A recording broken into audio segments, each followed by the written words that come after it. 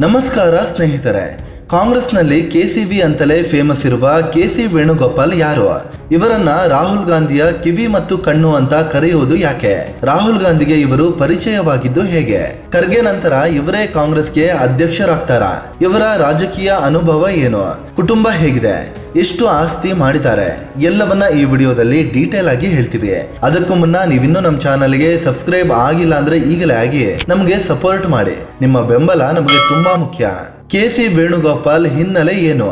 KC Venugopal 1963ರ February 4ರಂದು ಕೇರಳದ ಕಣ್ಣೂರು ಜಿಲ್ಲೆಯಲ್ಲಿ ಜನಿಸಿದ್ರು. ತಂದೆ ಕುಂಜು ಕೃಷ್ಣನ್ ನಾಯರ್, ತಾಯಿ ಜಾನಕಿ ಅಮ್ಮ. ಇವರು 1978ರಲ್ಲಿ ಕಣ್ಣೂರಿನ ಮತಮಂಗಳಂ ಅನ್ನೋ ಸರ್ಕಾರಿ ಸ್ಕೂಲ್ನಲ್ಲಿ ಹೈಸ್ಕೂಲ್ ಮುಗಿಸಿದ್ರು. 1989ರಲ್ಲಿ ಕ್ಯಾಲಿಕಟ್ ಯೂನಿವರ್ಸಿಟಿಯ ಪಯನೂರು ಕಾಲೇಜಿನಲ್ಲಿ PUC ಓದಿದ್ರು. ನಂತರದಲ್ಲಿ ಅದೇ ಕಾಲೇಜಲ್ಲಿ BSc ಮತ್ತು ಮಾಸ್ಟರ್ ಆಫ್ ಸೈನ್ಸ್ ಕೂಡ ಪಡ್ಕೊಂಡ್ರು. ಕಾಲೇಜು ದಿನಗಳಲ್ಲೇ ಇವರು ರಾಜಕೀಯದಲ್ಲಿ ಗುರುತಿಸಿಕೊಂಡಿದ್ರು. ಕಾಂಗ್ರೆಸ್ನ ಸ್ಟೂಡೆಂಟ್ ಮೂವ್ಮೆಂಟ್ ನಲ್ಲಿ ಸಕ್ರಿಯವಾಗಿದ್ರು. ನಂತರದಲ್ಲಿ ಕೇರಳ ಸ್ಟೂಡೆಂಟ್ಸ್ ಯೂನಿಯನ್ ಮತ್ತು ಯೂತ್ ಕಾಂಗ್ರೆಸ್ನ ಕೇರಳ ಘಟಕದ ಅಧ್ಯಕ್ಷರೂ ಆದ್ರು. ಶಾಸಕ ಸಂಸದರಾಗಿದ್ದು ಹೇಗೆ?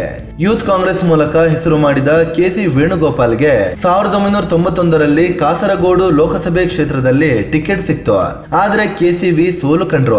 ನಂತರ 1996ರಲ್ಲಿ ಅಲಪುಜಾ ವಿಧಾನಸಭೆ ಕ್ಷೇತ್ರದಲ್ಲಿ ಕಾಂಗ್ರೆಸ್ ಟಿಕೆಟ್ ಕೊಡ್ತು.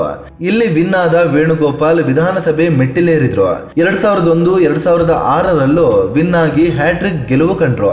ಉಮ್ಮನ್ ಚಾಂಡಿ ಸರ್ಕಾರದಲ್ಲಿ ಪ್ರವಾಸೋದ್ಯಮ ಸಚಿವರಾಗಿ ಕೆಲಸ ಮಾಡಿದ್ರು. 2009ರ ಲೋಕಸಭೆ ಚುನಾವಣೆಯಲ್ಲಿ ಅಲಪುಜಾ ಕ್ಷೇತ್ರದಲ್ಲಿ ಸ್ಪರ್ಧೆ ಮಾಡಿ ನ್ಯಾಷನಲ್ ಪಾಲಿಟಿಕ್ಸ್ಗೆ ಎಂಟ್ರಿ ಕೊಟ್ರು. ಮನಮೋಹನ್ ಸಿಂಗ್ ಸರ್ಕಾರದಲ್ಲಿ ನಾಗರಿಕ ವಿಮಾನಯಾನ ಮತ್ತು ಇಂಧನ ಇಲಾಖೆಯ ರಾಜ್ಯ ಖಾತೆ ಸಚಿವರೂ ಆದ್ರು. 2014ರಲ್ಲಿ ಮತ್ತೊಂದು ಅವಧಿಗೆ ಅಲಪುಜಾ ಕ್ಷೇತ್ರದಿಂದ ಲೋಕಸಭೆಗೆ ಆಯ್ಕೆ ಆದ್ರು. ಆದ್ರೆ 2019ರಲ್ಲಿ ನಾನು ಈ ಸಲ ಎಲೆಕ್ಷನ್ಗೆ ನಿಲ್ಲಲ್ಲ ಅಂತ ಕೆಸಿ ವೇಣುಗೋಪಾಲ್ ಘೋಷಿಸಿದ್ರು. ಹೀಗಾಗಿ 2020ರಲ್ಲಿ ಇವರನ್ನ ರಾಜ್ಯಸಭೆಗೆ ಆಯ್ಕೆ ಮಾಡಲಾಯಿತು.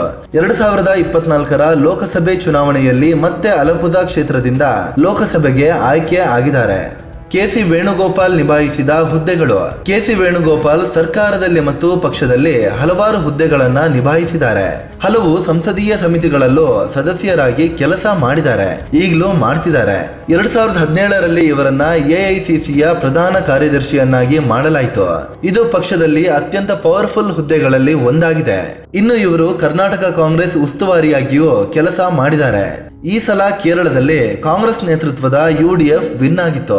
CM ರೇಸ್ ನಲ್ಲಿ ಕೆಸಿ ವೇಣುಗೋಪಾಲ್ ಕೂಡ ಇದ್ರು.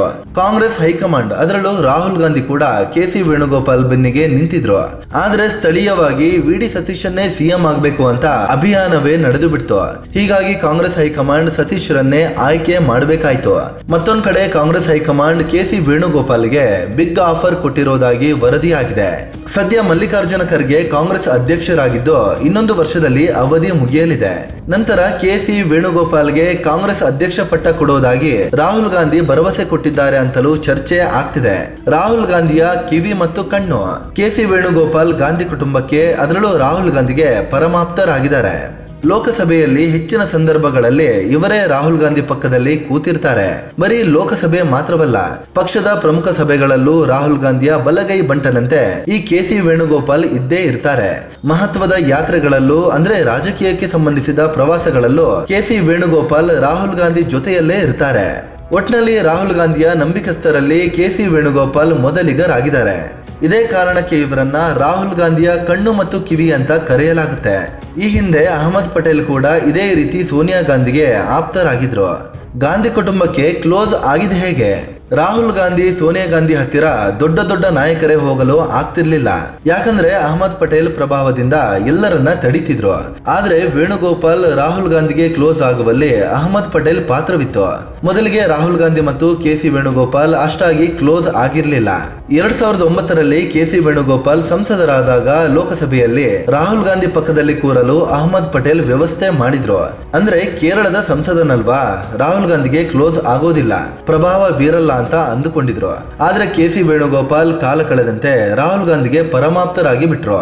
2019ರಲ್ಲಿ ಖುದ್ದು ಅಹಮದ್ ಪಟೇಲರೇ ಕೆಸಿ ವೇಣುಗೋಪಾಲ್ ರನ್ನ ರಾಹುಲ್ ಪಕ್ಕ ಕೂರಿಸಿದ್ದು ನನ್ನ ತಪ್ಪು ಅಂತ ಹೇಳಿಕೊಂಡಿದ್ರು.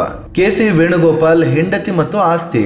ಕೆ.ಸಿ. ವೇಣುಗೋಪಾಲ್ ಆಶಾ ಅನ್ನೋರನ್ನ ಮದುವೆ ಆಗಿದ್ದಾರೆ. ದಂಪತಿಗೆ ಗೋಕುಲ್ ಅನ್ನೋ ಮಗ ಮತ್ತು ಪಾರ್ವತಿ ಅನ್ನೋ ಮಗಳಿದ್ದಾರೆ. ಪತ್ನಿ ಆಶಾ ಪ್ರೊಫೆಸರ್ ಆಗಿ ಕೆಲಸ ಮಾಡಿ ಈಗ ನಿವೃತ್ತಿ ಹೊಂದಿದ್ದಾರೆ. ಕುಟುಂಬದ ಬಳಿ 3,63,00,000 ರೂಪಾಯಿ ಮೌಲ್ಯದ ಆಸ್ತಿ ಇದೆ. 4 ಕಾರುಗಳಿದ್ದು 232 ಗ್ರಾಂ ತೂಕದ ಚಿನ್ನಾಭರಣ ಇದೆ.